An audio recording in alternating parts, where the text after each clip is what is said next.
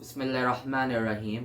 Qul huwallahu ahad, Allahus samad, lam yalid walam yulad walam yakul lahu kufuwan ahad. O my beloved Prophet, you say that Allah is one. Allah is needless, He has no children, and He is not the child of any one. There is no one in His equal, there is no partner in His essence, actions, names, commands, and attributes. He is Wajib al-Wajud. In other words, His existence is necessary and unchangeable.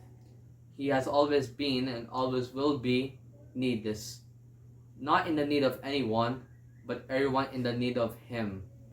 Therefore, Allah Himself is the greatest, who deserves to be worshipped. Why should He not be when He is the creator of all worlds? We should all love Allah and establish 5 daily prayers. May Allah bless those who completed their 5 daily prayers. Ameen. Assalamu alaikum.